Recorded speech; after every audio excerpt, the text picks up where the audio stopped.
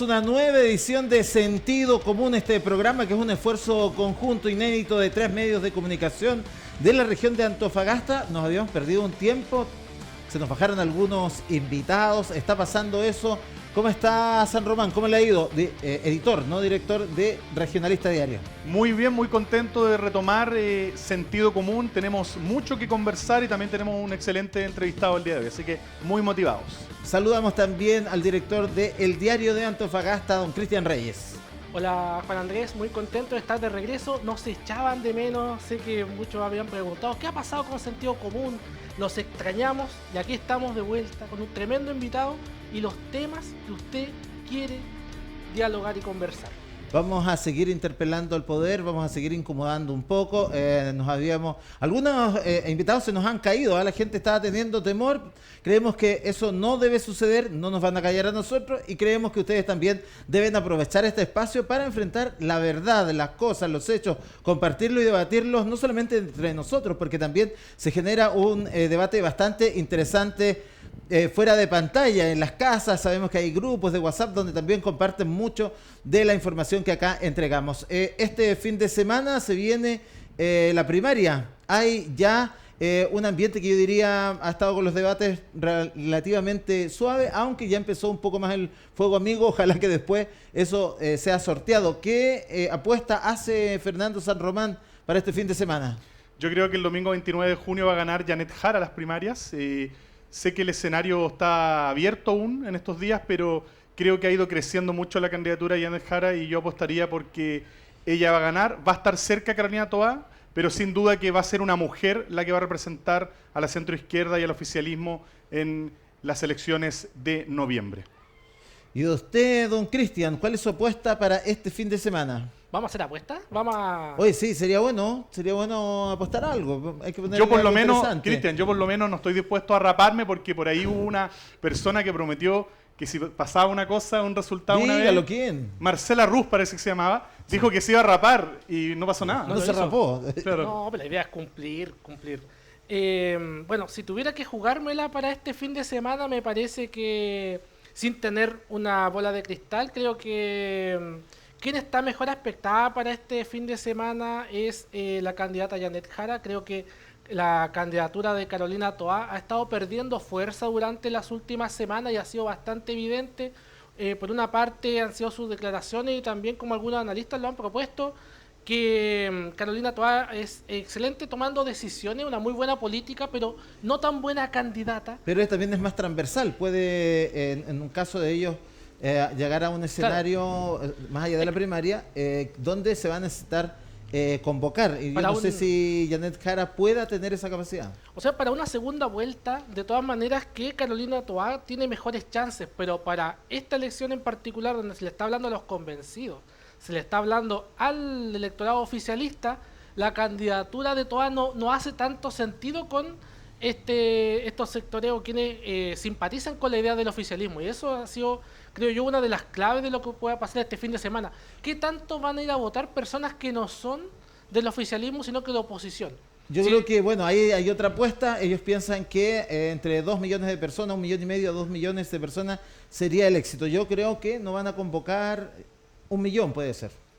Por ahí, yo no creo que sea tan positivo y particularmente en esta región el asunto es bajo. Sí, hay menor asistencia a estas primarias, yo creo que eso favorece al Partido Comunista y a la candidata Janet Jara. ¿Por qué? Porque los comunistas son hartos y además son disciplinados, así que yo creo que eso la favorecería. Vamos a ver qué sucede, nosotros vamos a estar ahí siguiendo voto a voto lo que va a pasar también este fin de semana y vamos a estar informando oportunamente de quién va a ser finalmente el candidato de la centro izquierda, la candidata o candidato. Oye, no nos olvidamos de Winter, como ya nadie lo nombra, su candidato. Oye, pero ¿y que alguien se acuerde de Mulet también, por favor? Mulet también se apareció solo por un meme el otro día que era medio complicado. Oiga, vamos de inmediato a las chambonadas de la semana que nos tienen siempre, nos sorprende la política con papelones finalmente, que nosotros lo ponemos acá en un ranking y en el tercer lugar está esto de dijo, caiga quien caiga. No vamos a ir sobre todo esto investigando lo que pasaba con las licencias médicas y los viajes. Bueno, cayó él mismo. Hablamos de José Miguel Castro, el presidente de la Cámara de Diputados. ¿Qué le parece lo que pasó ahí con sus viajes a Estados Unidos? Lo hacía tradicionalmente, ¿ah? Sí, y lo hacían fechas que uno que es mal pensado dice Navidad, septiembre, no creo que haya ido a pasar las fiestas patrias, la Navidad a Estados Unidos, yo creo que tiene que haber sido algo importante, pero bueno, no sabemos. Claro, el tema es que no hay descuentos como corresponde. Cualquier chileno no puede darse ese privilegio. Él lo dijo, es un privilegio que tenemos, no tenemos jefe, dijo también. Así que obviamente se aprovechó de un vacío que también hay en el reglamento que hacen ellos mismos, donde no está obviamente penalizado, pero hay factores éticos, morales, digámoslo también de cómo se ve frente a una ciudadanía que los tiene ya bien cuestionados. Bueno, este es un caso que yo diría que tiene similitudes, pero es incluso peor que el caso de las licencias médicas, porque lo que estamos viendo acá es una persona que se ausenta de la pega, que se va de vacaciones al extranjero cuando debería que estar trabajando y resulta que se le paga el sueldo casi completo.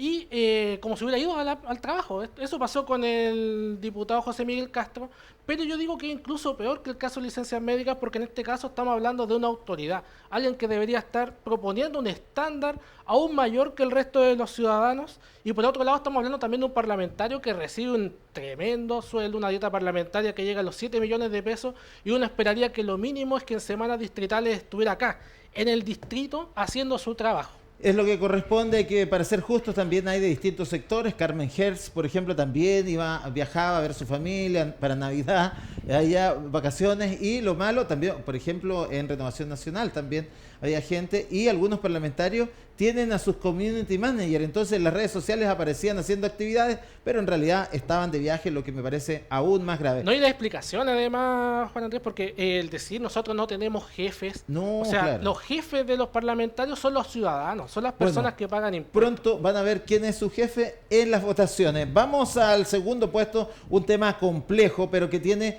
elementos que están en lo judicial, en lo legal, pero también trascienden a lo político. Estábamos hablando del caso de Catherine Yoma. Hubo veredicto, sentencia finalmente para el apoderado de la menor que había amenazado a Catherine Yoma y que la lleva finalmente a una situación límite de quitarse la vida. Fue finalmente sentenciado solo por daños, porque dentro de las discusiones, las peleas y las amenazas, en algún momento le rompió el celular incluso a Catherine Yoma, este apoderado. Mira, a mí me parece primero que la Fiscalía tardó, porque una vez que ocurre la situación trágica de Katy Yoma, recién se inició una investigación por esta situación de daños y amenazas. Y además creo que la justicia en general falló en el sentido de que se equivocó y no estuvo a la altura, porque no logró acreditar que hubo una amenaza. Y acá sí hay indicios y antecedentes de que hubo amenaza. Entonces, finalmente, como para cumplir y para que haya algún tipo de condena, se le condena por daños. Es como una condena en la medida de lo posible. Claro. No es una condena fuerte, firme que uno esperaría para este tipo de casos, pero hace mucho tiempo que hemos visto que la justicia, la Fiscalía, el Poder Judicial, también en su momento la CMDS, llegaron tarde y le fallaron a Catherine Yoma.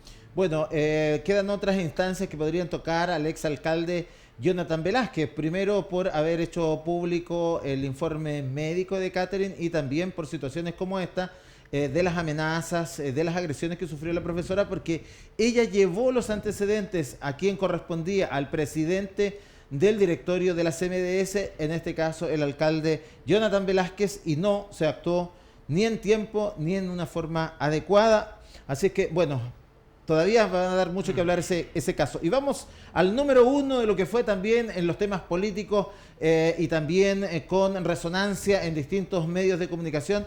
Nosotros hicimos nuestra declaración de principios respecto a ello. Hablamos de la ley Mordaza. ¿Qué le parece que se reviva cada cierto tiempo? Especialmente cuando hay complicaciones en el mundo político, aparece de nuevo la ley Mordaza.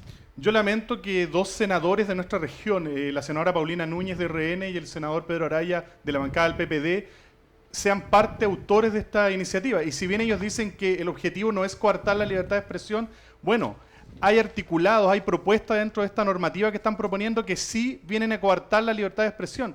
Distinto es que se quiera regular las filtraciones que ocurren desde la Fiscalía directamente, el cejo que muchas veces se ve, a querer coartar la labor periodística que realizan los medios. Yo lo lamento y creo que esto no tiene asidero y que no va a obtener los votos para ni siquiera pasar a una aprobación. lo que le decía, ocurre también hace varios años atrás, cuando venía todo este tema de casos como Penta, SQM, se intentó ahí también levantar porque se filtraron informaciones de ese caso, y ahora como han existido también filtraciones en casos que involucran al mundo político, y usted lo decía muy bien en un reportaje, Cristian Reyes, de los antecedentes que tiene Pedro Araya, disculpa Jaime, Pedro Araya, su hermano, para levantar nuevamente esta ley Mordaza ahora 2.0, como fue denominada.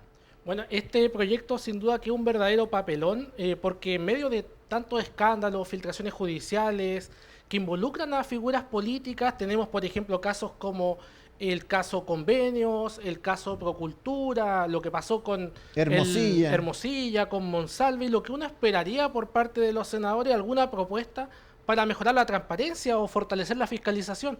Pero no, resulta que al contrario, lo que proponen es castigar con cárcel a quien difunda una información de una causa judicial. O sea, que todo esto quede bajo un manto de silencio, que todo esto no se puede informar. Y yo me quiero detener un poco acá con el rol que ha tenido el senador Pedro Araya, que él impulsa esta ley al mismo tiempo que tiene al menos 4 investigaciones periodísticas que lo han incomodado bastante. Y además ha tenido una relación bastante compleja con los medios regionales que lo fiscalizan. Incluso con descalificaciones a medios y profesionales de la prensa, lo cual en cierta forma hace que no extrañe mucho que promueva este tipo de iniciativas. Si esta ley hubiera estado vigente, no se hubiera podido informar, por ejemplo, sobre casos como los vínculos de Araya con el Hospital Clínico de la UBA, o su millonario gasto en asesores y pago a medios de comunicación, o también su nexo y el caso de Javiera Blanco. Con esta ley Mordaza no se hubiera podido informar de estos casos y en cierta forma permite entender el contexto en el cual este parlamentario está impulsando una ley tan nociva con la libertad de expresión y el periodismo libre e independiente. Así es, un tema que obviamente vamos a seguir analizando en el tiempo, ver qué es lo que sucede, pero yo creo que son hartos los actores que han levantado la voz para decir que no puede ponerse reglamentos, no solamente afecta a los medios de comunicación, a los periodistas, sino que podría a usted mismo. ¿Por qué? Porque usted no podría tampoco publicar ciertas cosas en las redes sociales, podría tener incluso ese efecto. Así es que muy atento, infórmese siempre de lo que está sucediendo, especialmente cuando el mundo político no quiere muchas veces que se les incomode o que se les diga la verdad, como lo hacemos en este programa. Quizás nos pondrían la mordaza a nosotros también. Oiga, vamos a ir a la pausa, pero al regreso vamos a estar hablando de educación pública, la crisis de la Universidad de Antofagasta, lo que está sucediendo en el traspaso de CMDS también al SLEP, todo eso con el Ceremi de la cartera, don Alonso Fernández, que va a estar con nosotros conversando de esto y muchas otras cosas más. Vamos y regresamos.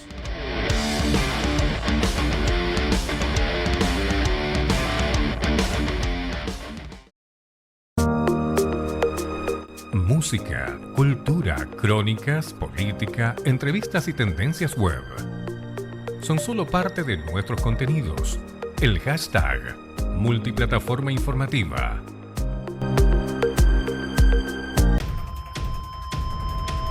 ¿Necesitas un médico ya? Un médico ya está contigo.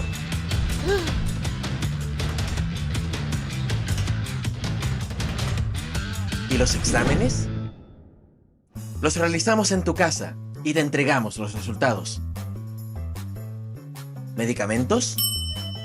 Ya están en tus manos. Y te acompañamos. Hola, señora Juanita, ¿cómo se siente? Hasta que te sientas mejor.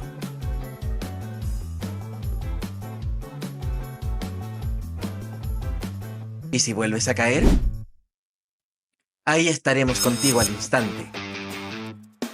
Somos Médico Ya.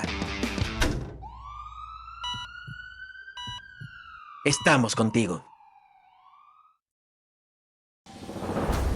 Televisión digital, radio y diario digital en un solo sitio. www.elhashtag.cl.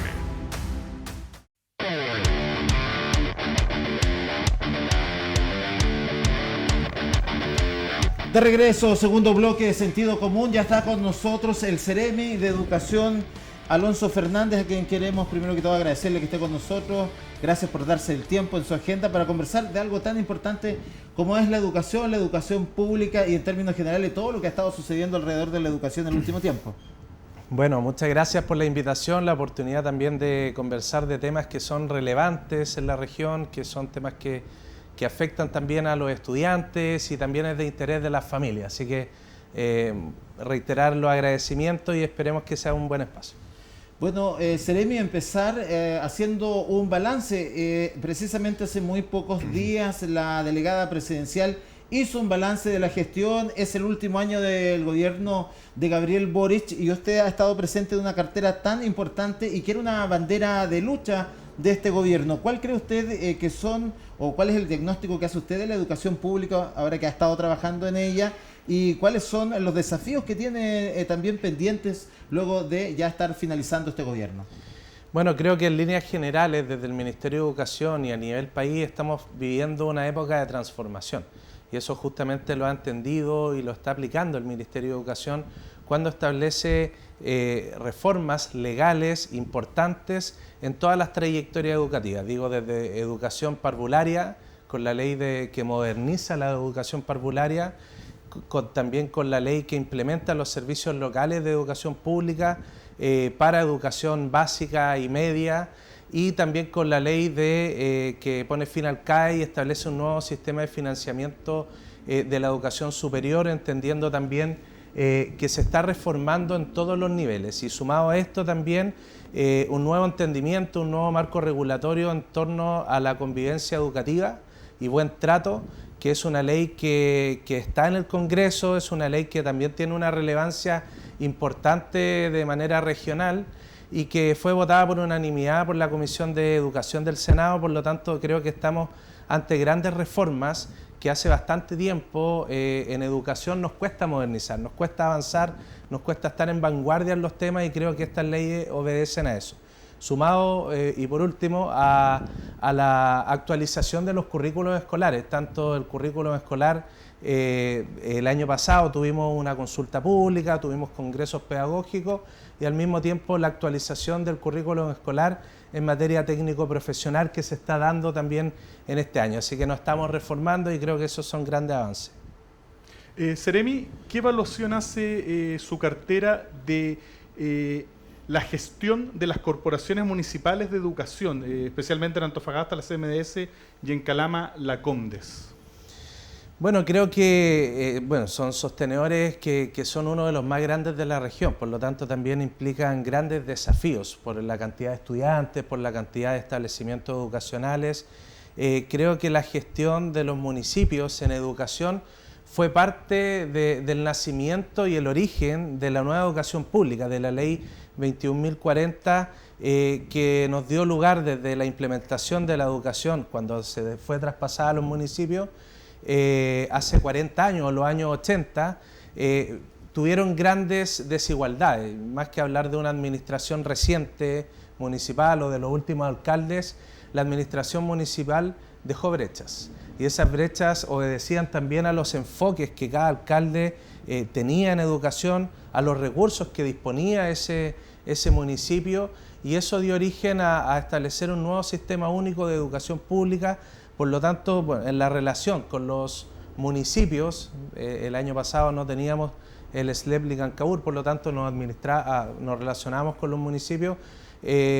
También se cometían errores, también existían brechas, también existían cosas que avanzar, y creo que son diseños estructurales de la educación. Los sostenedores municipales hicieron todo lo que pudieron y todo lo que estaba a su alcance para mantener la educación, pero creo que el diseño también obedecía a que los municipios veían también temas de patente, de basura, de rentas, de seguridad pública, y creo que eso también distraía. Hoy día los servicios locales de educación pública, cuyo objeto único es la educación, están llamados a mejorar la educación porque es lo único que ven, es su único giro. Sí, disculpa, antes brevemente, porque justo como está tocando lo de los SLEP, ¿Usted cree, surgen inquietudes, incluso en los gremios, tomando en cuenta de cómo ha funcionado el SLEP Licancabur?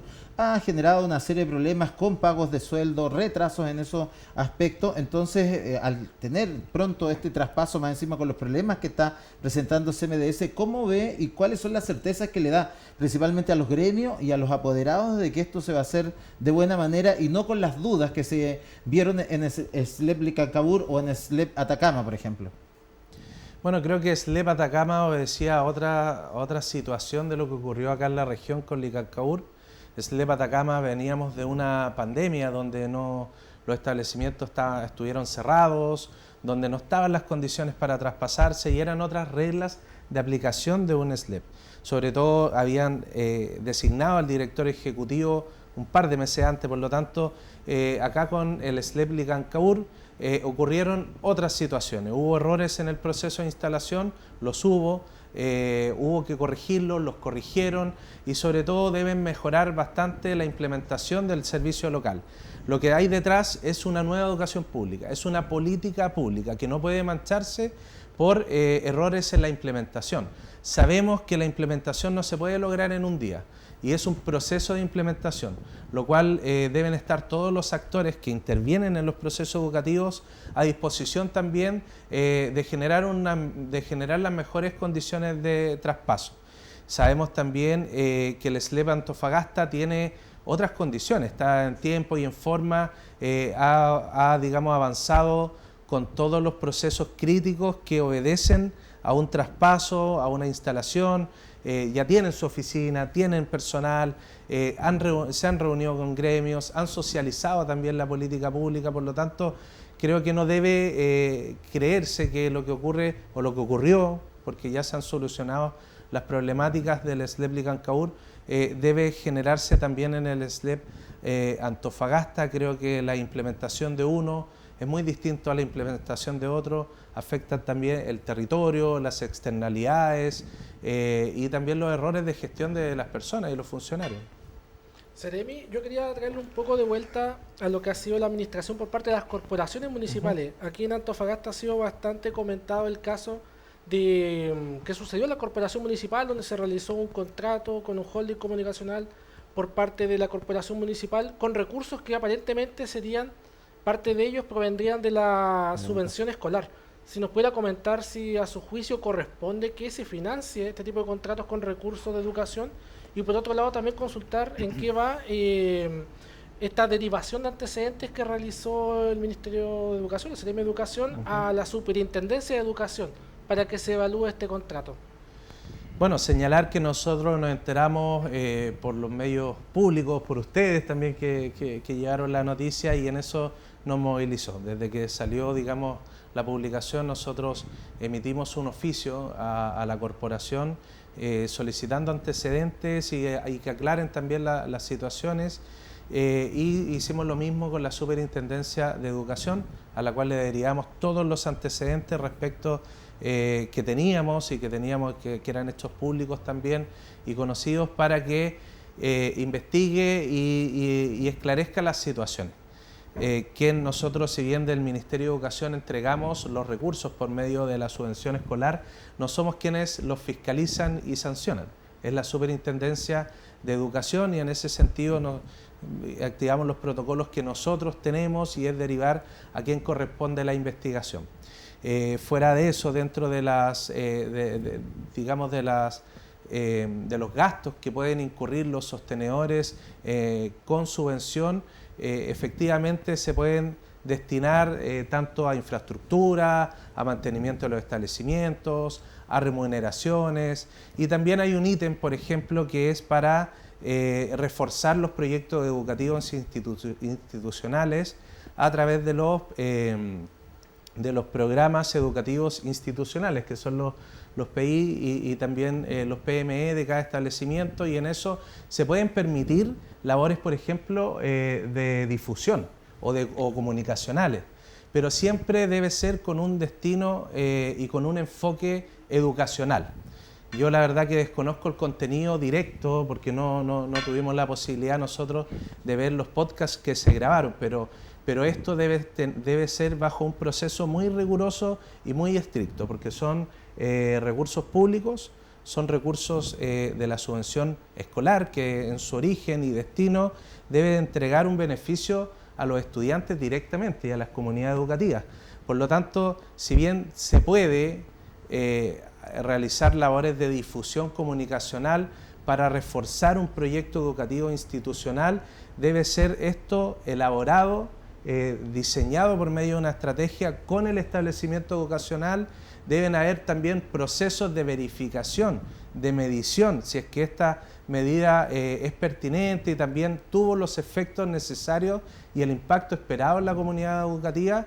Y también, bueno, todos los años también luego se someten a un proceso de fiscalización por la Superintendencia de Educación que se hace en los marzos de cada año, donde pese a que puedan imputar una partida dentro de la Ley General de Subvenciones, es la Superintendencia quien debe evaluar si es que este gasto fue pertinente o no. ¿Usted habló con el alcalde Seremi de este tema? ¿Lo hablaron? ¿Qué recomendación le dio? Usted tomando en cuenta todo este conocimiento que tiene y que nos explica hoy frente a un plan comunicacional, yo diría, pocas veces visto. Son más de 65 millones que se invierten en eso con recursos de subvención escolar. ¿Qué le recomendó o qué habló usted con el alcalde, si es que lo hizo? Bueno, hablé con el alcalde al momento que le envié el oficio, le avisé que le iba a llegar un oficio, también esperando la respuesta, y tuvimos varias conversaciones. También nos encontramos en distintos espacios donde él finalmente me comunica que van a paralizar la situación, que no se va a ejecutar estos podcasts o digamos o videos o grabaciones y mucho menos se va a pagar con recursos de la subvención. ¿Ya? Esto efectivamente, bueno, es lo que nos comunica desde la institución. Por lo tanto, eso nos deja para pensar que si es que no se incurren en gastos de subvención, no se estaría efectuando una falta, un delito, pero bueno, sin lugar a dudas ya también es un hecho público que está Contraloría General de la República y la Superintendencia de Educación también en un proceso indagatorio que para justamente que va a derivar en acreditar si es que hubo falta o no y en establecer las sanciones necesarias. Para nosotros también, en un contexto ya también educacional, más no penal, digamos, estamos en un año muy clave para la educación pública, un año en que se va a traspasar la educación desde el municipio hacia el SLEP Antofagasta. Es un año que nos requiere de una coordinación mayor, que nos requiere que máxima transparencia también. Máxima transparencia en los procesos y sobre todo también entendiendo que hay procesos claves que hay que cerrar y que sobre todo que también los recursos de la subvención deben ser puestos a disposición de las comunidades educativas porque también hay prioridades que se deben establecer en las comunidades educativas, en los establecimientos educacionales, sobre todo en un año clave que es previo al traspaso. Seremi, otro de los temas que preocupa a las comunidades educativas tiene que ver con la falta de cupos para estudiantes, debido también a la población migrante, pero también a otros factores. ¿Usted considera que el municipio de Antofagasta particularmente ha tomado las medidas correspondientes y en tiempo para poder suplir esta situación y dar una respuesta? Bueno, efectivamente, uno de los puntos, yo asumí como Seremi el año pasado tuvimos, y lo dijo el ministro de Educación, teníamos el 44% de la falta de matrícula de todo el país, no en la región, sino que en la ciudad de Antofagasta, por lo tanto era un desafío mayor. Nosotros en coordinación también con el sostenedor hicimos una serie de situaciones para ampliar la matrícula y logramos crear 1.445 nuevas matrículas. Establecimos una doble jornada en el Liceo Comercial que pusimos a disposición solo primeros medios y logramos suplir la falta de matrícula del periodo anterior y este periodo también teníamos un déficit de matrículas. Una de las principales labores que hicimos, y esto lo hicimos en coordinación también con el alcalde de Antofagasta, yo en ese sentido agradezco mucho la disposición que él tuvo en este punto, en dar una solución a las matrículas, porque el año pasado tuvimos conversaciones con el alcalde anterior y una de las propuestas fue habilitar unas oficinas municipales que hoy son el anexo del Liceo Marta Narea, o bautizado también como Campus Prat del Marta Narea, y no tuvo acogida, pero este año, en noviembre, ya creo que 5 días después que el alcalde estuvo electo y antes de asumir su cargo, nos reunimos justamente porque le preocupaba y me preocupaba las acciones que íbamos a tener en torno a las matrículas, y logramos en conjunto con la CMDS, con el municipio, también por supuesto la participación de la Seremía de Salud y Junaep, que debemos nombrar, habilitar este Campus Prat en tiempos récord y con coordinación muy, digamos, colaborativa con el municipio, que movieron a toda la gente de los servicios que tenían a otros espacios, que este establecimiento educacional invirtieron también recursos municipales para habilitarlo, y es el Ministerio de Educación quien va a pagar el arriendo. Tenemos un arriendo con proyección de 4 años o más, que efectivamente nos va a dar una solución de cerca de 340 nuevos estudiantes y que viene a poner fin, digamos, a la falta de matrícula que tuvimos este año, que también la teníamos muy concentrada en los niveles de primeros medios, y en definitiva, bueno, establecimos primeros medios, así que logramos solucionar esta problemática que, como tú bien dices, se da por la migración, también se da por la población flotante, se da también por un diseño estructural. Acá es muy importante decir que Antofagasta tiene más escuelas básicas que liceos, que tiene más octavos básicos que primeros medios, así que creo que es muy importante señalar que este diseño estructural, bueno, tuvimos la articulación con el sostenedor, que si bien fue una articulación bastante virtuosa, porque logramos dar solución a las matrículas. Bueno, la voz del Ceremi Alonso Fernández, Ceremi Educación. Vamos a detenernos un momento, vamos a ir a la pausa, pero al regreso, temas tan importantes como el caso de Catherine Yoma, que lo estuvimos hablando brevemente al inicio de este programa y que tuvo novedades durante esta semana. La violencia que se ha tomado también los establecimientos, peleas que han aparecido en los últimos días en los Arenales, en La Chimba, y se parecen ser hoy por hoy una constante. Vamos a ver qué se está haciendo para evitar todo ello, todo después de la pausa.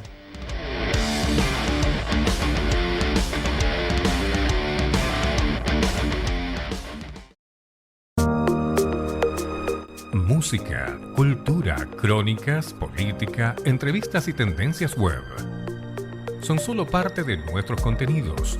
El hashtag Multiplataforma Informativa.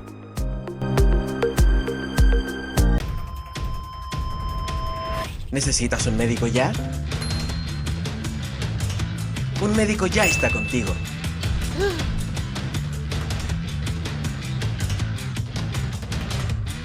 ¿Y los exámenes? Los realizamos en tu casa y te entregamos los resultados. ¿Medicamentos? Ya están en tus manos. Y te acompañamos. Hola, señora Juanita, ¿cómo se siente? Hasta que te sientas mejor.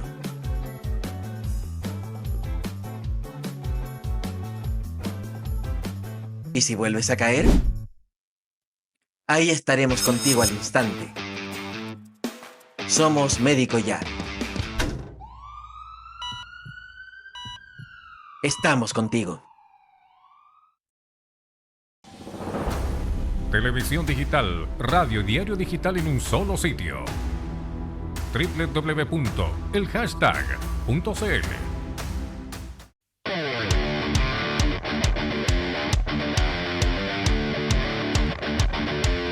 Retomamos lo que es Sentido Común, Estudio 3 de El Hashtag, aquí donde nos reunimos con Regionalista Diario, con el Diario Antofagasta, para sacar adelante este espacio de conversación, de entrevista, de debate, que siempre está generando comentarios. Estamos ahí ya con una escenografía más amplia, siempre innovando, pero lo importante acá, lo más importante es el contenido, lo que sucede aquí, y es por eso que durante esta jornada estamos hablando con el Ceremi Alonso Fernández respecto de la educación pública y todo lo que está pasando alrededor, los servicios locales de educación que se están instalando, los hechos polémicos también. Durante esta semana, lo decíamos antes de irnos a la pausa, estuvo el veredicto en el caso de Catherine Yoma y de la violencia que sufrió por parte del apoderado de la alumna que la amenazó en su momento y que la llevó a esa determinación tan dramática y tan grave que a uno nunca le gustaría informar, y que es que se haya quitado la vida una persona tan joven. Seremi, ¿qué le parece cómo se dieron esos casos, las denuncias que hay también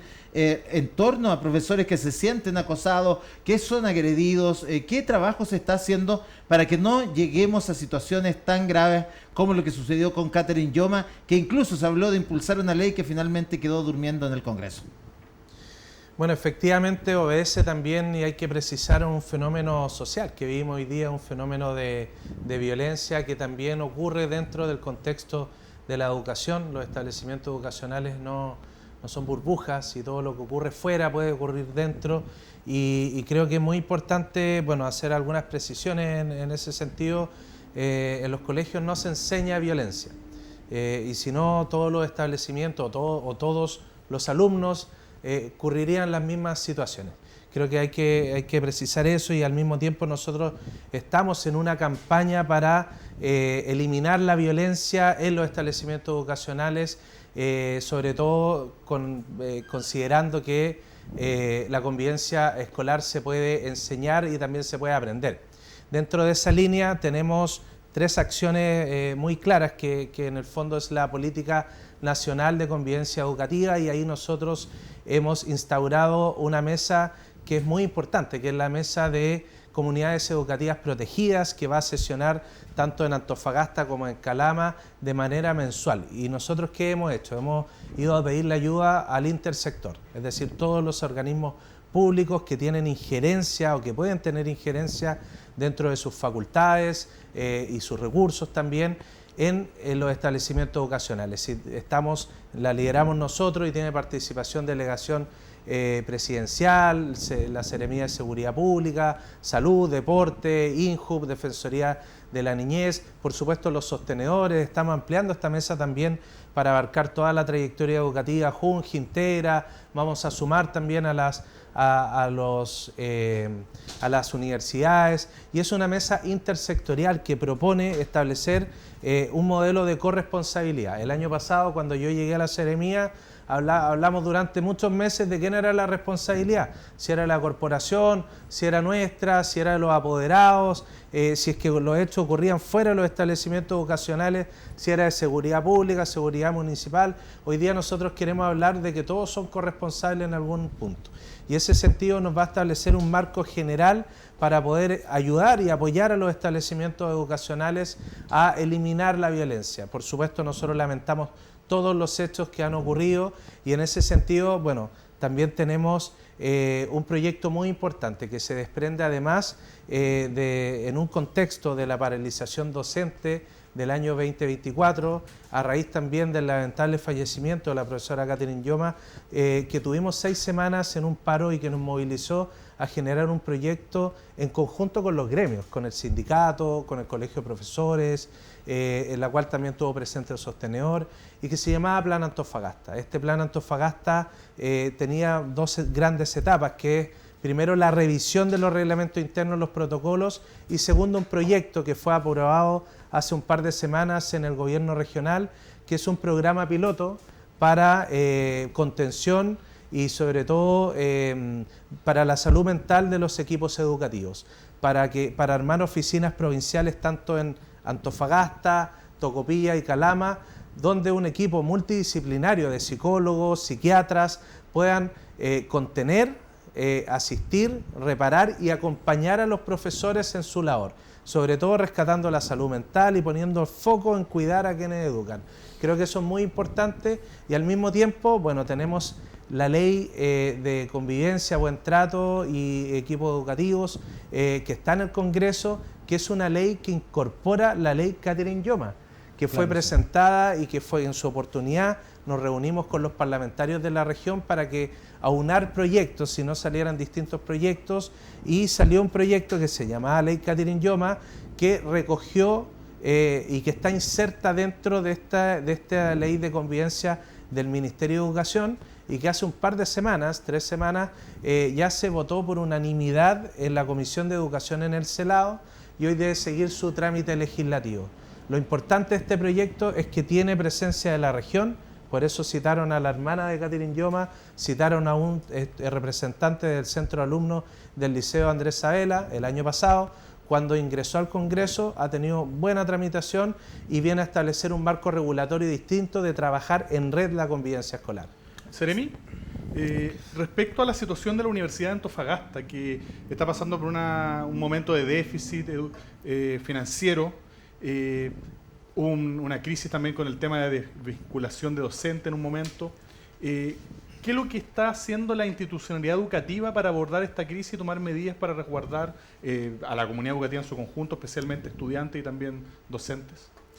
Bueno, es muy importante primero señalar que nosotros queremos que la Universidad de Antofagasta sea una institución sólida, estable y sobre todo sustentable, por el bien de los estudiantes de esta región, por el bien de la generación también de carreras importantes, por ejemplo, como la pedagogía, y para eso nosotros hemos ido apoyando distintas gestiones. Si bien desde la Seremía de Educación no tenemos atribución directa en la Universidad de Antofagasta, ellos son una universidad pública, estatal, pero también autónoma en sus decisiones, que tiene una estructura interna desde una junta directiva que toma decisiones, pero bueno, hemos hecho seguimiento porque nos importa la educación de esta región y hemos conversado bastante con el rector, hemos también tenido mucho contacto con la Subsecretaría de Educación Superior y sobre todo hoy día vemos que existe un déficit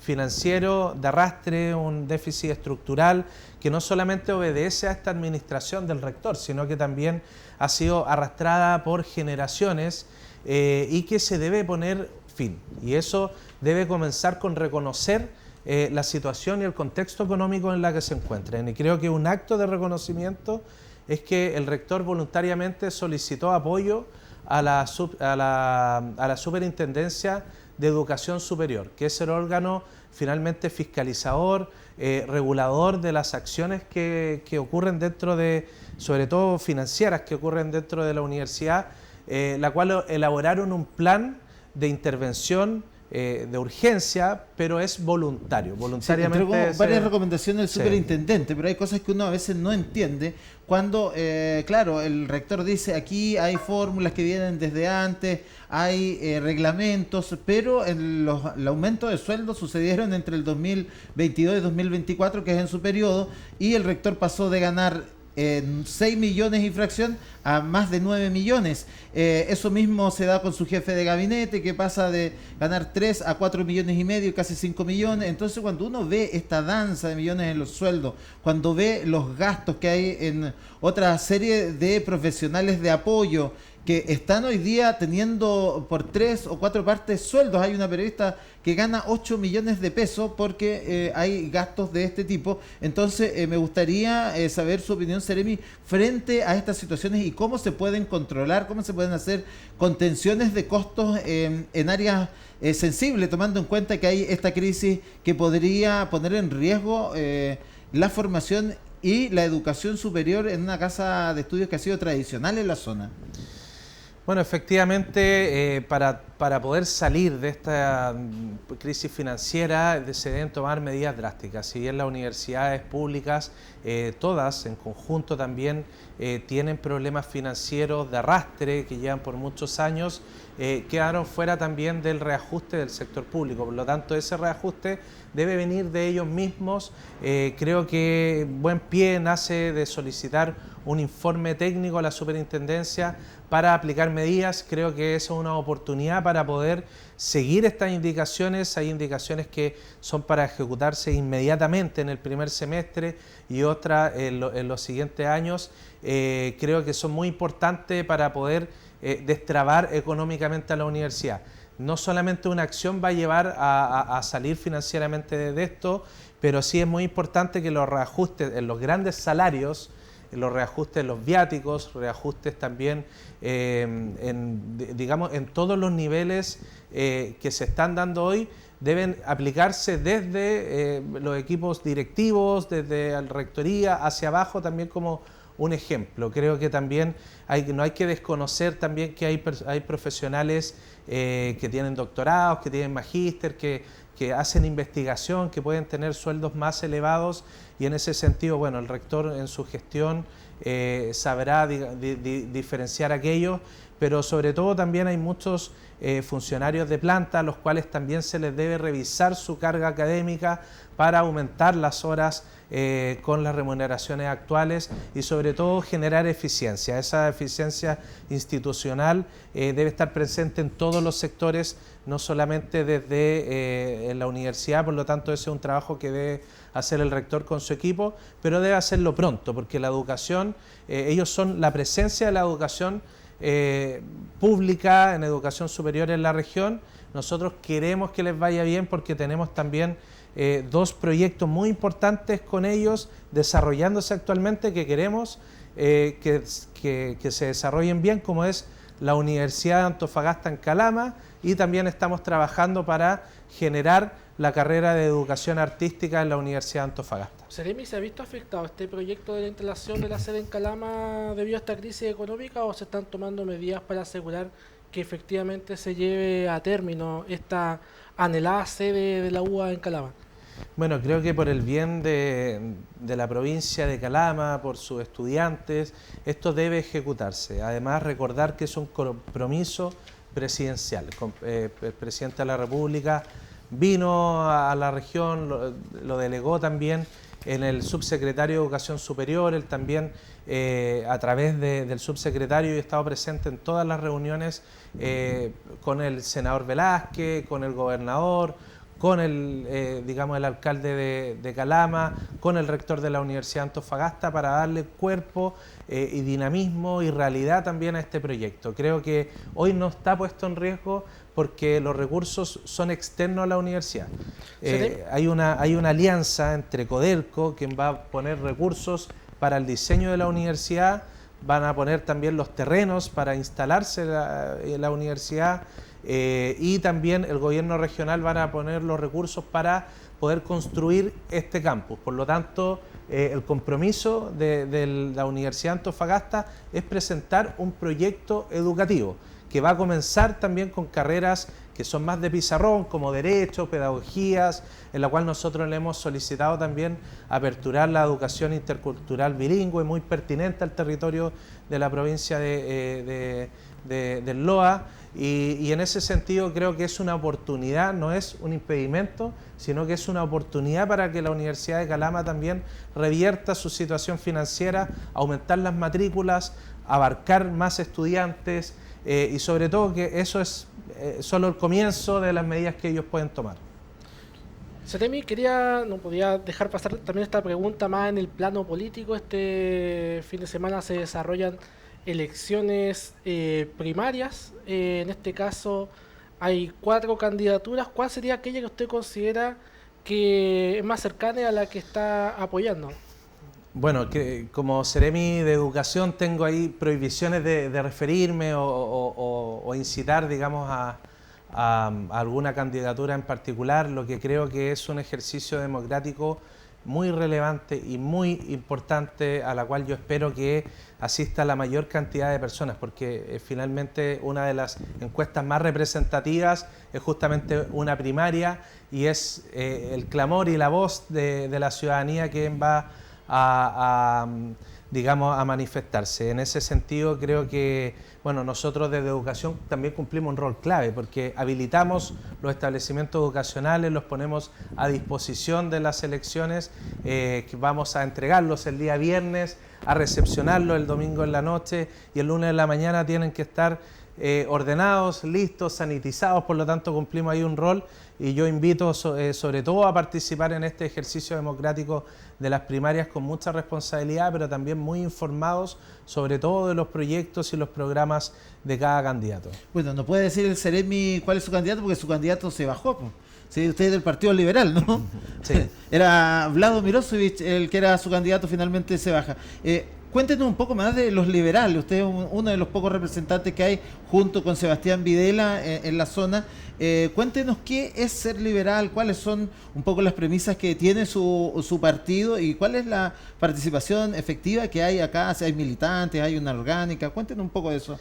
Bueno, el Partido Liberal, efectivamente tenemos militantes, es un partido más pequeño que está en formación, que tiene directivas, por supuesto, nacionales, regionales también, bueno, circunscribe sobre todo a una corriente de libertades individuales, de libertades también personales, libertades económicas, pero sin desprenderse o sin separarse también de un proyecto colectivo también ciudadano. Si bien es cierto, bueno, tenemos, yo como representante del Ejecutivo, como en la Seremía de Educación, soy, y también, bueno, también está el Seremi de Minería también. También es liberal. Sí, también es liberal. Bueno, y Sebastián Videla, el diputado, ¿es liberal él o no? Sebastián Videla, bueno, el diputado él es independiente por el Partido Liberal, tuvo su cupo también en la elección anterior por el Partido Liberal, y él pertenece en el Congreso a la bancada liberal también que hacen conjunto con el Partido Radical, y la verdad que bueno, se circunscribe a todas las votaciones en el Congreso. ¿Representa entonces el pensamiento del Partido Liberal, Sebastián? Sí, sobre todo que él ha tomado un sentir, digamos, bien presente, que es la seguridad, y yo creo que la seguridad en esta región, reforzar las libertades individuales y colectivas no se puede realizar sin apostar por la seguridad pública. Así que él también ha representado de alguna manera los lineamientos también y el sentir del Partido Liberal. Bueno, como su partido finalmente Vlado se bajó, sí. Dicen que están por todas, sí, no le contemos a nadie, no puede el CEBI no puede decirlo, pero creo que el Partido Liberal está por ello. No sé, ya se nos acaba el tiempo. Agradecerle al Seremi, no sé si hay alguna pregunta más de los muchachos, porque... No, darle las gracias al Seremi por haber venido, porque no todos quieren venir al programa. Después del último episodio con el alcalde por el tema del contrato SMS, algunos quedaron un poco asustados, pero creo que siempre es relevante que las autoridades puedan venir y conversar de los temas que a la gente le preocupa. Así que agradecerle a Seremi porque nos haya acompañado. Muchas gracias, Seremi. Lo mismo, me sumo porque precisamente hace falta que la autoridad estén presentes acá, así que ahí está dando el ejemplo Seremi de Educación en ese sentido de estar aquí con este panel y responder todas las preguntas que tiene sentido. Muchas de ellas también hechas por la ciudadanía a través de las redes sociales. Y le dejo los últimos 2 minutos para que se dirija precisamente a las comunidades educativas integradas no solamente por los estudiantes, los profesorados, sino que también los centros generales de padres. Hay toda una vida alrededor de los establecimientos y en una materia, como lo decíamos, tan sensible como la educación, y lo que se viene, lo que nos depara, las proyecciones en los próximos meses, como usted decía, son claves para la educación en Antofagasta.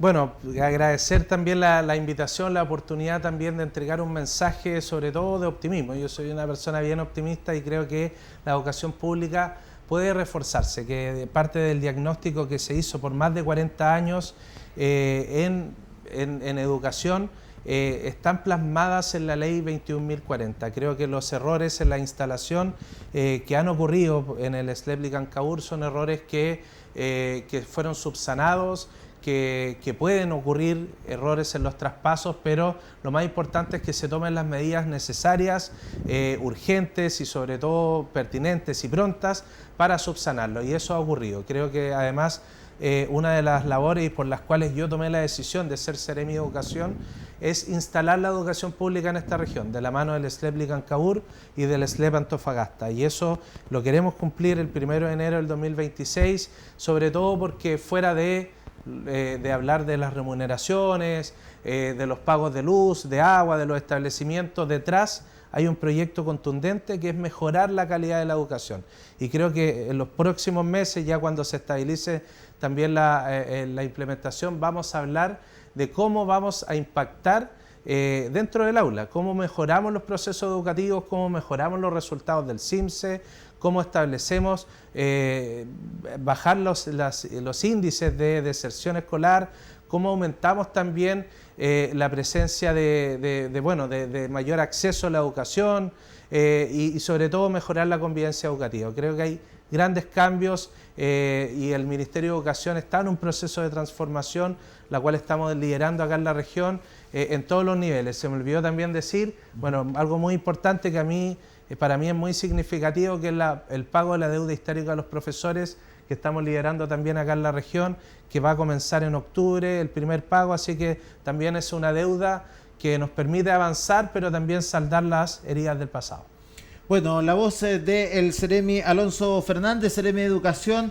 Podríamos estar toda la tarde hablando de educación, pero obviamente dejamos abierta la invitación para ver quizás ya cuando estemos próximos a este traspaso hacia los servicios locales de educación, cómo se han ido dando estos pasos. Hay siempre cosas interesantes, una instancia que sabemos es trascendental y que, bueno, lo que decía, me quedo con la reflexión final del Seremi, que tiene relación con que mejoremos la calidad de la educación pública, que se empareje un poco la cancha, que la gente no porque esté determinada por dónde nace para tener el tipo de educación que le dé acceso, le abra puertas al conocimiento y por sobre todo al desarrollo y al tan esperado salto social, que es finalmente lo que todos esperamos. Nosotros vamos a ir a una pausa, despedimos al Seremi, pero luego volvemos con la última parte de las reflexiones y las líneas editoriales de cada medio refiriéndonos a un tema específico. Vamos y regresamos.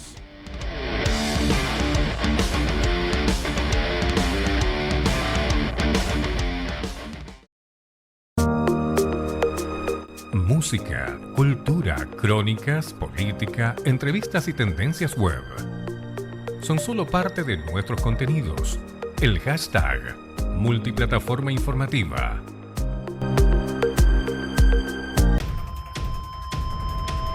¿Necesitas un médico ya?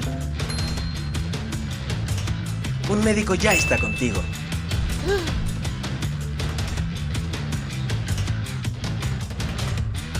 ¿Y los exámenes? Los realizamos en tu casa y te entregamos los resultados. ¿Medicamentos? Ya están en tus manos. Y te acompañamos. Hola, señora Juanita, ¿cómo se siente? Hasta que te sientas mejor.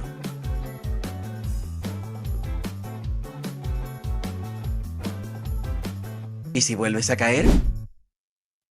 Ahí estaremos contigo al instante.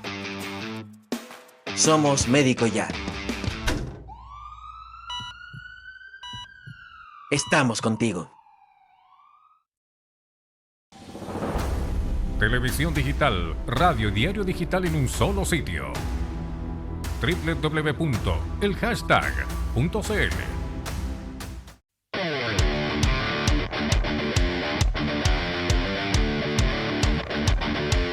Ya estamos de regreso en Sentido Común, último bloque para detenernos a hacer el análisis de lo que ha sido la jornada, de los temas que han preparado también cada uno de los medios de comunicación que conforman este programa. Y vamos con el minuto editorial de el diario regionalista. Muchas gracias, Juan Andrés. En el minuto editorial del día de hoy me quiero referir al gobernador regional Viajero. Yo creo que las millas Lampas de Ricardo Díaz están reventando. ¿Sabía usted que el gobernador regional Ricardo Díaz ha recorrido en lo que va de su mandato 110.170 kilómetros en viajes al extranjero? Así es. Cerca de 50 días permaneció la autoridad regional fuera del país en cometidos funcionarios. Por ejemplo, el 2022, Brasil, 6 días por el corredor bioceánico en Campo Grande. El 2023, viaje a Sydney, Australia, 10 días por temas relacionados con la estrategia minera. 2023 también, Asunción, Paraguay, 5 días. Salta, otros 5 días por temas relacionados con el corredor bioceánico. El 2023 también estuve en Los Ángeles, Estados Unidos, un viaje de 7 días en un recorrido por Norteamérica por el lanzamiento de un satélite, visita a la NASA, temas aeroespaciales. 2024, Asunción, nuevamente Paraguay, 3 días por temas del corredor bioceánico. Y el viaje más largo, más extenso, este año, hace pocos días, 2025, 14 días, viaje a Japón, a Finlandia, firma de una serie de convenios. Por supuesto que las autoridades, y especialmente el gobernador regional, tienen algunas labores que los pueden llevar a realizar un viaje al extranjero de manera puntual. Pero esta cantidad de viajes, 50 días, viajes a la NASA a ver el lanzamiento de un satélite, viajes que se extienden por 14 días, otros por 7 días. Pareciera que todos los años el gobernador se pega un viaje al extranjero. El problema es que es con fondos públicos. Y la pregunta que nos hacemos, ¿para qué sirven estos viajes? ¿En qué benefician estos viajes al extranjero, al vecino de Antofagasta, de Calama, de Tocopilla, de Mejillones? Yo creo que el gobernador nos dé una explicación y debiera dar la cara y decir en qué favorecen a la región estos costosos viajes que calculamos que alrededor de 20 millones de pesos solo en el costo que tiene para él, sin contar los funcionarios que lo acompañan. Ojalá que el gobernador no se enoje, porque al gobernador le gusta que la prensa lo critique y siempre sale a atacar a los medios de comunicación que investigan y cuestionan su labor. Gobernador, usted está pagado con fondos públicos, es una autoridad y debe estar expuesta a la crítica y sobre todo debe responder a los cuestionamientos de la ciudadanía. Excelente análisis el que hace Fernando San Román, más de 110.000 kilómetros, y hay que hacerse la pregunta si es que es turismo político o real gestión de beneficios con estos viajes a el ciudadano, como decía Fernando, tomando en cuenta, por ejemplo, ahora que fue a la recepción de la entrega de un telescopio, algunos convenios con universidades japonesas. ¿Cómo se traduce eso en la realidad? Ir a una feria donde está representado Chile, vamos a ver qué tanto de eso y negocios trae para la región. Después ver modelos educativos en Finlandia, veamos cómo se traduce eso acá, pues lo vamos a ver y lo vamos a estar viendo y analizando. Y ahora viene el minuto también editorial de El Diario de Antofagasta, claro, en la voz de su director, Cristian Reyes. Gracias, Juan Andrés. Voy a hablar sobre un tema muy relevante que tiene relación con las licitaciones públicas. Y bueno, comencemos diciendo que las licitaciones públicas existen para garantizar que los recursos del Estado, que son platas públicas que paga usted de su bolsillo, se inviertan de forma imparcial, equitativa, descentralizada. Permiten que las distintas empresas compitan en igualdad de condiciones, de modo que se elija la mejor oferta en términos de precio, calidad, cumplimiento de la ley. Cada vez que una licitación, ya sea en sus bases o en su evaluación, está diseñada para favorecer a un proveedor específico, no solo se perjudica al Estado, a los recursos públicos o a la libre competencia, se perjudica al país, se perjudica a todos los chilenos. Cada peso malgastado es un peso menos para salud, un peso menos para educación, para vivienda. Es una cancha que no se construye, un hospital o un CEFAM sin insumos, una universidad quebrada, un espacio público abandonado que se vuelve terreno fértil para la delincuencia. Por esta razón, el caso CMDS, que es este convenio millonario con una empresa del holding del Mercurio, financiado con fondos de salud y educación, es mucho más que un contrato cuestionable. Es apenas la punta del iceberg. Las licitaciones dirigidas, hechas a medida para que un oferente en específico sea el destinado para llevarse los contratos. Es otra forma de amiguismo, ese que tanto hemos visto con los convenios, las licencias, los contratos a fundaciones. ¿Le suena? Hoy tengo acá en mis manos ejemplos concretos de licitaciones a la medida. Documentos que indican de antemano el proveedor a contratar. Y vaya sorpresa, es el mismo holding beneficiado por el caso CMDS. Aquí están las compras del gobierno regional de Antofagasta y también varios contratos de la Universidad de Antofagasta. Acá lo estamos viendo. Una institución que vive actualmente una profunda crisis económica con déficits millonarios, despido de docentes, pero resulta que al mismo tiempo, en lo que va del año 2025, ha invertido casi 20 millones de pesos en campañas publicitarias, incluso 10 millones de pesos en clipping de medios de prensa. Y estos contratos podemos encontrar además al menos 3 ejemplos concretos de adjudicaciones que los documentos revelan que mencionan de antemano el nombre de quien debe llevarse el contrato. Y adivinará usted quién es, qué holding es. Estamos hablando de recursos públicos, hablamos de educación, hablamos del futuro de la región de Antofagasta, una región que ya no resiste más casos de mala utilización de recursos. Es urgente que los municipios, las municipalidades, las corporaciones, las universidades y los gobiernos regionales revisen sus procesos y pongan término a cualquier mala práctica. Es hora de respetar la ley y que se garantice la transparencia y los dineros se utilicen como corresponden, porque cada peso bien usado es una inversión para el futuro, mientras que cada peso mal utilizado es en esencia una traición a la confianza ciudadana y también una traición a nuestro país. Un análisis, Cristian, que seguro va a dar que hablar en los próximos días, porque lo decía usted, un clipping de prensa, que es para usted que quizás no está familiarizado, es nada más que revisar qué apareció en la prensa y se paga 10 millones de pesos por eso. Me gustaría tener ese contrato, ese trabajo. Bueno, y hay contratos que obviamente usted está nombrando ahí. ¿Por qué? Porque están hechos a la medida, hay costumbres que vienen desde hace mucho tiempo y hay un medio que no está haciendo el trabajo ya de investigación, de denunciar y de ponerse del lado de los ciudadanos, sino que se está poniendo del lado de los poderosos, pues. Y ahí vemos las razones.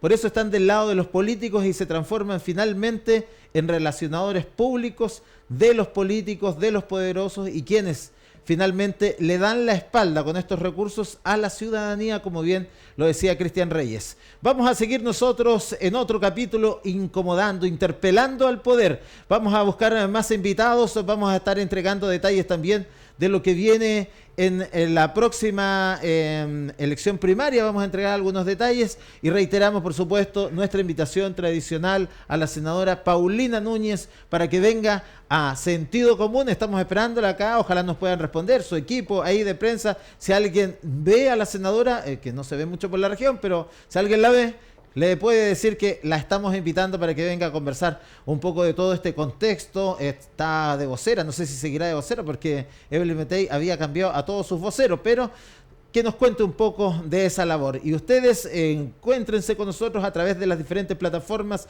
Estamos en los canales de YouTube de cada uno de nuestros medios asociados. Estamos también en las redes sociales, así es que busque todo el contenido de Sentido Común.